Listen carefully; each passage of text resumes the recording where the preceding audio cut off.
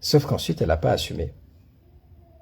Sauf qu'ensuite, quand c'est arrivé à la mise en pratique et que ce frère, il passait beaucoup de temps à la mosquée, que ce frère, il passait beaucoup de temps dans... c'est quelqu'un qui s'est investi dans l'apprentissage religieux, quand il s'investissait dans l'enseignement, dans la transmission, dans la visite des musulmans, etc., etc., dans la visite des malades, des musulmans du quartier, pour les inviter à la mosquée, etc., eh bien, elle n'a pas patienté. Et elle se plaignait en permanence.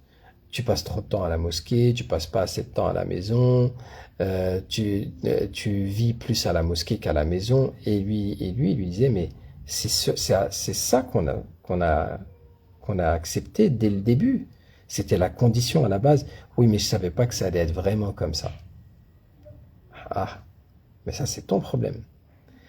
Et donc, ils ont fini par se séparer. C'est important, mes frères et sœurs, d'être alignés et d'être véridique avec soi-même sur ce qu'on recherche vraiment. Et de ne pas vivre dans des principes idéologiques, dans des phrases toutes faites, mais d'être dans le concret. C'est-à-dire de dire, ouais, moi je veux un homme qui veut l'au-delà, ou moi je veux une femme qui veut l'au-delà. D'accord. Mais est-ce que tu es prêt à avoir réellement ce qui va avec?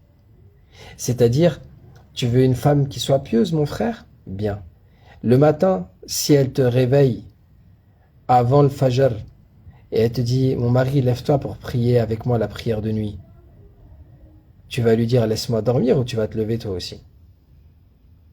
Quand elle va te lever et qu'elle va te dire, tu dois aller prier le fajr à la mosquée, tu pries pas à la maison c'est pour les femmes. C'est la mosquée, la prière pour les hommes. Tu vas l'accepter ou tu vas refuser le conseil? Lorsque elle va te voir dépenser ton argent n'importe comment et qu'elle va te dire, attends, mon mari, je sais que c'est ton argent, mais cet argent-là, tu le dépenses beaucoup dans tes passions.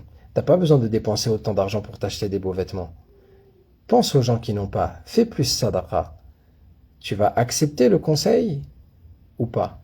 Ou tu vas dire, ouais, elle me trouve tout le temps des défauts, c'est trop, elle est trop, euh, elle est trop extrémiste.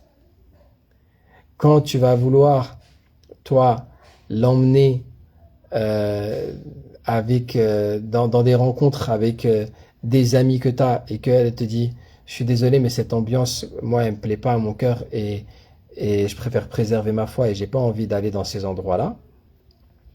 Est-ce que toi, tu vas être en accord avec ça?